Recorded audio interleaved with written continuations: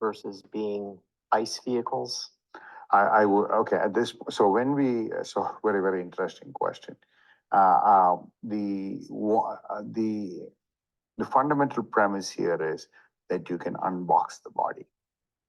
Okay, so if you look at, so just to let you know, the companies that don't do a floor is the other one that's there is the BYD. They have also done a vehicle where the body has no floor. Okay, but in order to unbox a vehicle, you need to be able to have enough torsional stiffness and the battery and so the 2 giga castings have tremendously enabled the ability to split the body out, because without those giga castings and the battery being kind of a stiff member to give torsional stiffness, in our simulations and the future simulations that we have done, the vehicle would struggle to meet crash requirements. So, because the body has 2 functions. One, it has to protect, first and foremost, safety.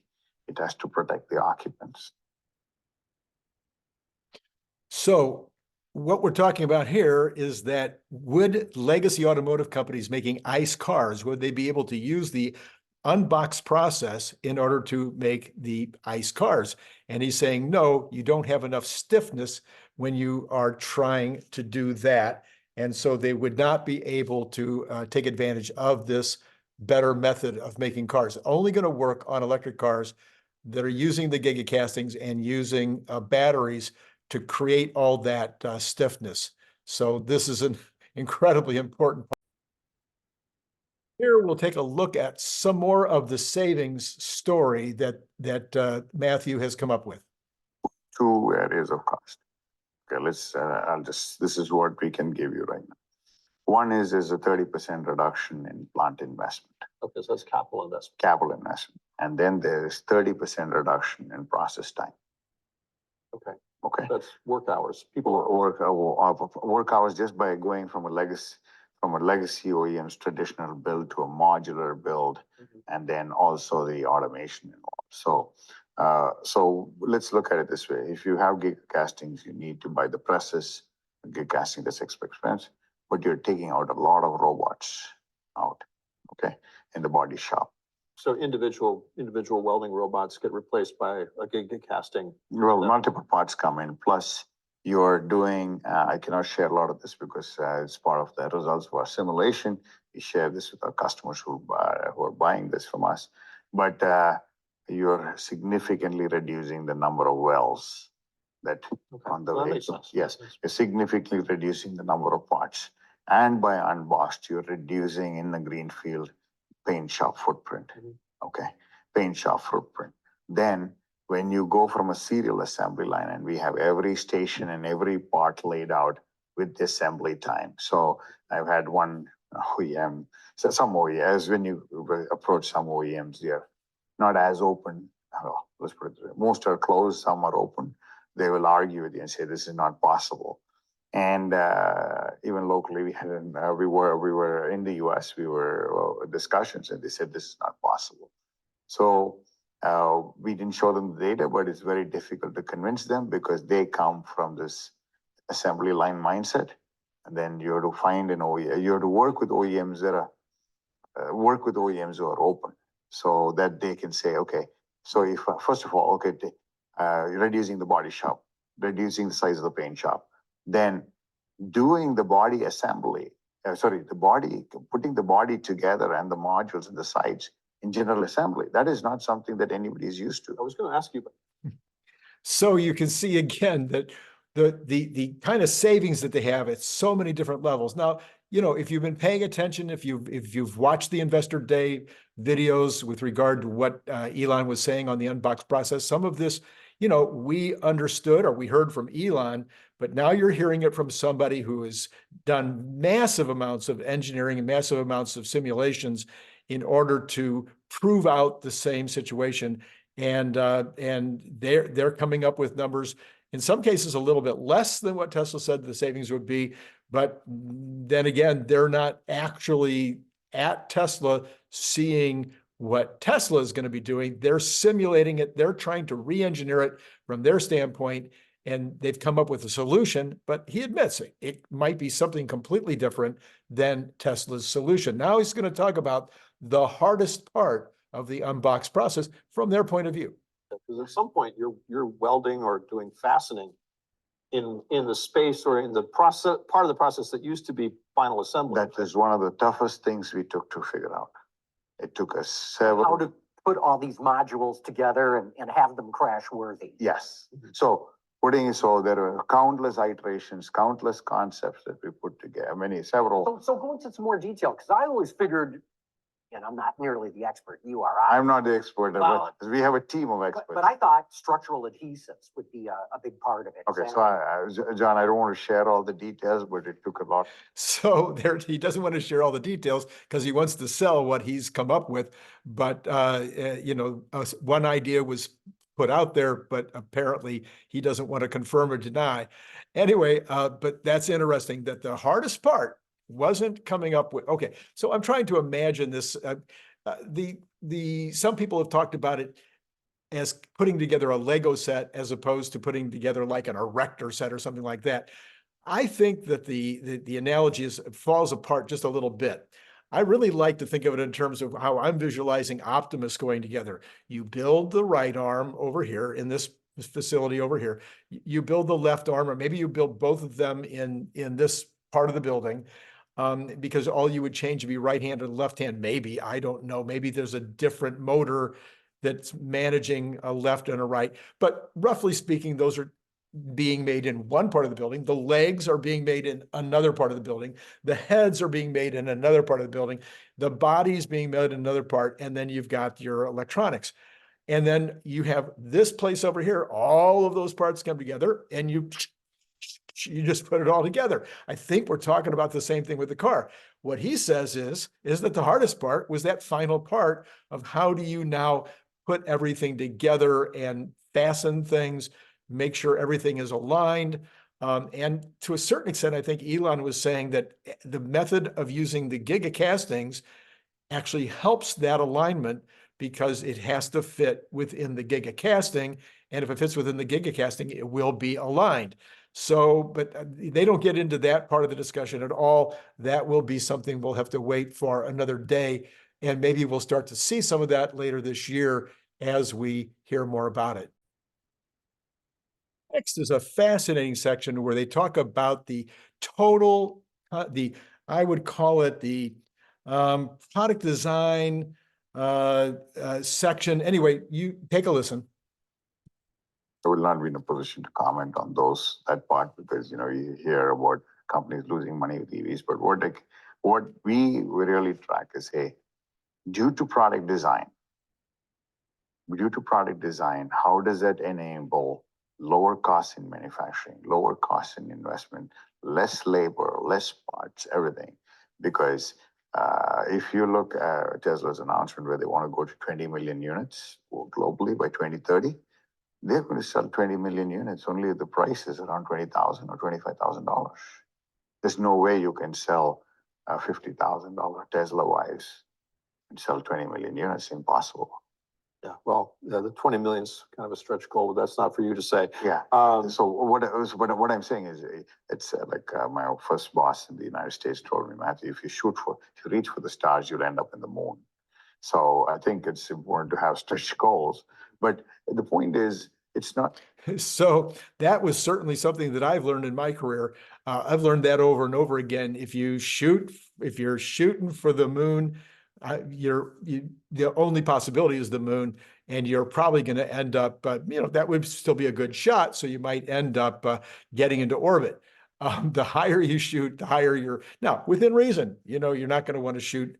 But Tesla obviously shoots for Mars and actually maybe the solar system beyond and even to other galaxies. But anyway, I thought this was valuable. And then we go into a section now where we talk about Tesla's goals versus the legacy automotive goals. I think this is very valuable. With the goal itself, it's what the vision of how, so when we work with legacy OEMs, the goals are, I came from a legacy OEM, okay? The goals were incremental. But what is really phenomenal here is that the goals are exponential, huge. It's not like 3 or 5%. It's like 30, 40%. This is, and bringing with the new technologies and everything, it's phenomenal what's happening. So, where do you think this is going right now with, is there any way, I guess what I'm trying to say, what you're describing is it doesn't look like there's any way possible for legacy automakers to catch up. So, John, I can. So after he makes that statement, Matthew says, I can't really speak to that in terms of whether any of these guys can catch up because I've got all these clients. And if I say that, I won't be able to go back to them and say, here's a way to catch up, or here's a way to at least try to stay in the game. So, but the statement he's making is clear. Tesla is so far ahead that it's unbelievable. And part of that is because the legacy automotives set incremental goals. They have to do X by, maybe they want to increase by 10% or 5% or 20%. But Tesla, he's given us his number. It's 50% per year starting. Actually, if you want to really go back, you can go to 2016 and the increase has been 50% a year on average all the way to this year. And we'll see what happens for next year. So let's take a look at the next segment in just a second here. If I can get my computer to work and do what it's supposed to do.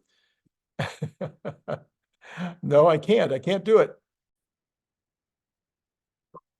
I am not here in a position to comment on those things. It's the thing I'll tell you is that industry is in so much change. The only constant is change. Okay. You've got to learn fast because every day we are learning. Every day we are learning. You have to unlearn things because the way in which you design vehicles for an ICE engine is very different to an EV. So you have to unlearn things. But the most important thing is you've got to move fast. There's no point in coming out with a $25,000 EV 20 years from now. You'll be dead by then. So So this is my point again.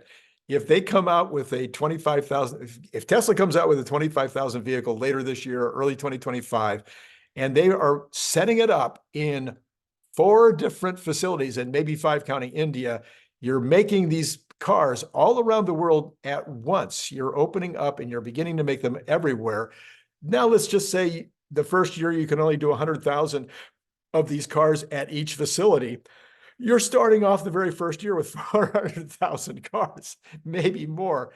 And the second year, you're probably up to something on the area of 250, 300,000 cars per facility. So now you already have the #1 selling car in the world, assuming that you have enough sales. Now, we're pretty clear that if you have a 25,000 or less vehicle that does everything that this car is going to do, you're going to have a fairly substantial TAM. In fact, you might have that many orders after the reveal day.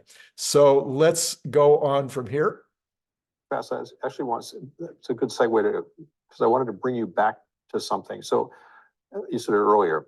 So I think you outlined kind of an evolution of the Model 3 to the Model Y and the evolution of the production that you've been able to document. Go back and because what I think you're describing is that Tesla's product cycle, I mean, at one level, the Model 3 hasn't changed the way it looks, right? But in fact, it sounds like under the skin, they're on a very rapid evolution cycle. So can you elaborate on that? I mean, how quickly are they changing? So first thing is, Joe, is forget the auto industry mindset. This is part of the unlearning that I had to do. Tesla does not think like an automotive company. They think like this iPhone here. Mm-hmm. Every day make a change. Okay. So that's why if you see the 3 has not changed, they have the new Highland, which we have already toned down, which has a different shape. But if you look, the vehicle is changing every day. It's continuously improving. They don't have because they don't have a dealer network, they don't have to, like one of the reasons why, at least I felt that when I came from, we had model years and we had release dates for new changes coordinated changes at a particular point in time in years because we had to train. If we made a change every day, just imagine the nightmare with the dealer network. So one vehicle would be this, and next vehicle, and the technician would look and say, "Oh, look at this OEM there, everything is different." Okay, so because they don't have a dealer network and they're such a technology-enabled company, I envision that they have systems where every vehicle serial number maybe even has its own service manual or description and so on. So the resistance to implement change is very less. So they don't have this mindset of model year changes. It's a continuous improvement. And if you look, they went from 2-piece gigacasting on the Y to a single piece to 2 gigacastings and no floor. They did that in 24 months. Yeah, okay, that's what Yeah, they did yeah, that in 24 months. So confirming again, you know, if you listen to Sandy Monroe, he's been talking about this for a couple of years. These folks seem to be a much larger enterprise with 2,300 engineers. That's absolutely stunning to me that they have that many engineers. Sandy is doing it with a handful of folks and seems to be coming to the same conclusions and maybe providing as much guidance to these companies. I'm not sure.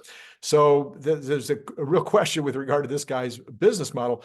But at the same time, he's coming up with these same conclusions that the ability to do changes at the speed of thought and to do incremental changes on a daily basis, this is an incredible advantage to Tesla. And of course, we kind of know this. If we're active in this community, that's been kind of the obvious thing for a long time, but it's good to hear it from yet another source. Even less because we get the vehicles and we with a legacy OEM, I don't know, some of them may not even be able to make the decision in 24 months because so one of the things that I think the industry, the metrics on which industry is changing has changed. Before it was on scale and using the same platform for multiple markets, like you have heard the Volkswagen platform, you sell it, or MQB platform, you sell it in all parts of the world, you customize for the price point, you sell the Polo Golf everywhere and so on. It was one of scale, how many million can you build on this, and that's how you made money. Today, the paradigm or the rules of the game have changed, where it's a technology-enabled product, and it's about how soon can you get speed into the product, speed of implementation of technology into the product. A good example is China. I'm amazed at go to China. Like after COVID, I've been going every 2 months or so. The pace of change is so high. And that's why you see, because they're able to, the Chinese consumer, I think for the first time, the Chinese brands have crossed 50% market share because before it was all the joint ventures because they're able to implement technology changes so much fast. So when your rules of the game have changed and speed is your differentiator and technology is a differentiator, the old ways of working where, we need to have we need a process to, so I worked for a legacy company before, and I remember if I had to get something to the CEO of the company, I had to table it 3 months in advance to get it into the XCOM meeting for a program approval. Okay. So that's the thing that just doesn't work anymore. And the Chinese, apparently, I think the South Koreans too, but that's a story for another day. But he's pointing out that the Chinese manufacturers are operating extremely rapidly. They're making these changes very rapidly. They are looking to emulate Tesla. That's who they want to know about from that opening clip. They want to know what Tesla is doing. The rest of the folks that are not paying attention, they are really in serious trouble. Even this morning, I use WeChat with my Chinese customers. The top benchmarked company, even for the Chinese, is still Tesla. Okay, it's still Tesla. Till before COVID, they would ask us about other companies, other OEMs. Today, the Chinese don't even bother. So I had to run that clip again It's just absolutely incredible that this is the way things are right now. Let's look at the next clip here. So one thing, the product at the beginning is at the top of the food chain. Unless you change it in the design and engineering, manufacturing cannot come back and make any reap of these benefits. So definitely it has to be bought in. And what we are kind of, like as we say, look, benchmarking is very interesting because it's kind of detective work. Okay, it's trying to figure things out. And what we see from all this, especially with all the trends, is that there's a heavy level of integration between design, engineering, manufacturing, and automation in each zone of the vehicle. So I'll just give you an example. When Tesla is one of the first companies that came out with the central computer zonal architecture for electrical electronics, what did they do? The whole powertrain controllers was built by one tier one. The steering was somebody else. The brake was somebody else, and so on. So Tesla was one of the people to say, hey, why do we have all these separate controllers? Let's integrate them and have zonal controllers and a central compute and the power distribution center and so on. So by going and looking at this integrated in an area of the car, they were able to reduce cost, just in harnesses, for example. From the X to the Y, they reduced the harness cost to $550 or so. Okay. Same way, when you look at the way Tesla is evolving, and the Chinese, you heard about the Xiaopeng G6, which Volkswagen invested in. They're pretty much a very, very fast follower of Tesla. They took the modular, they built the giga castings, no floor, everything very, very quickly, and they did it in a phenomenal 18 months or so. Phenomenal. Okay. So same way. So what they did in the electrical electronics architecture is what we think they're doing on the vehicle, on the mechanical and structural components, but they're doing that by integrating design, engineering, looking at the manufacturing automation. How do we bring all this together to take cost out, reduce the number of parts, increase the modularity, reduce the labor, and so on. And that's what we think. So here again, what you're talking about is where in the past, the legacy automotive companies, and listen, they were doing a great job for what they knew at the time. There would be somebody over here that was developing, the front, the passenger seat section, somebody for the driver's seat, somebody else for the trunk. And there was no conversation between the various groups in any significant way. Tesla takes a completely different approach. It's a top-down approach where everybody is in the design meetings. Everybody is knows what everybody else is doing, so that there's there's every possibility of taking every dollar of cost out, as well as producing all of the possible benefits that anybody can think of at any given time. Somebody that's working, that their main job is to work on the rear suspension, might have a great idea for something that should go in the front. Moreover, that there's an integration with regard to the electronics as well as the electrical systems that needs to be done. If everybody is working on the thing together, then those integrations can happen much more smoothly. All right, we have one more section to go here. Let's go on to that. You have to bite the bullet, bite it off, and then when you present your ideas to automaker customers, how important is the people side of this to them? So they recognize it's a problem. They recognize, like say, for example, especially when we present to European customers, they have a social contract, and a lot of the customers that we have legacies have OEMs and so on. But I think the first thing on their mind, the first focus right now is, hey, this is a new way of doing things. It's going to be more efficient. I need to investigate. I need to learn more. I need to experiment. And everybody, I'll just tell you, so when we talk at the executive level, they really see the financial reason. And when we go to the lower levels at the operational level, they're like saying it will not work because they are blinded by, so the body shop person will give you reasons why it won't work, because nobody's looking at the whole elephant. One is looking at the tail, one's looking at and so on. So the executive at the top level really sees financial reason to do it. And then it's a question of like anything else, it's change management and adoption. You have to try, experiment, see whether it works. Then who's going to be the follower first? I can just tell you, I think the first person who's going to implement this is one of our Chinese customers. Hasn't happened yet. Well, I was with them last week, Happens and soon. I can just tell you, I was with them last week, and we showed it to them late last year. China, later this month in China. They're like, let's go. What you're saying is, Chinese, excuse me, a Chinese car company will adopt this unboxed process, or what? No, we'll be one of the first to try this out Mhm. in terms of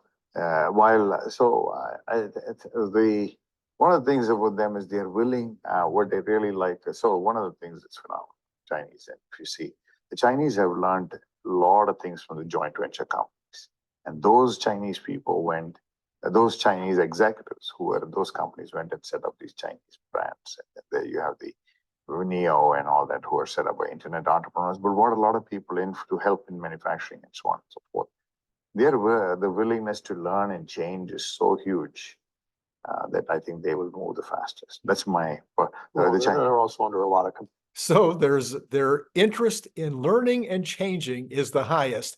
Whereas when you're talking about legacy companies that have been around for a very, very, very long time, there's a lot of built-in resistance to change. There's a lot of basic naysaying, no saying. But maybe at a completely different level, what you're also looking at is just a huge number of people. I think that's where this part started out. Anytime, even in the United States, if you start a brand new company now, let's say you start a new airliner, you start a JetBlue, all these different companies, Hawaiian Airlines over the years. When they start out, they don't have all the legacy costs. They don't have all the pension plans. They don't have all the people the layers and layers of management that maybe doesn't need to be there.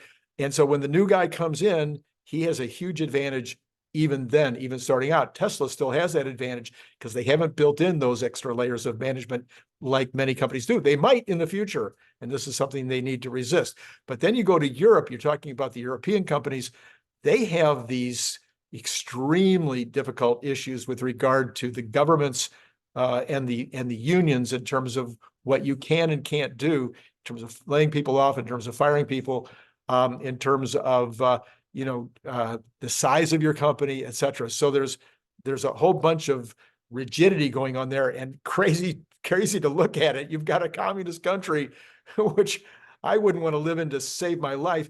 And yet they're seemingly more free in allowing their industry to develop. That's a little bit ironic. All right, we're going to leave it there. I hope you've enjoyed this. Please hit like if you have. Sorry about splitting it into two sections. That was because I did make one error there in the middle, and hopefully you've taken the time to watch both. Later on tonight, we'll have Larry Goldberg helping me to bring in the Good News Friday. I don't care what happens in the stock market. There's always good news to report, and Larry is always the perfect guy to help me do that. We will have a chock full weekend because I've had to put off a whole bunch of videos that I was planning to do during the week because of these breaking opportunities. So hit like, hit subscribe, hit notify, buy some Cybertruck bottle openers, and join Patreon. Other than that, I think I'm going to let you go right now. It has been great talking to you.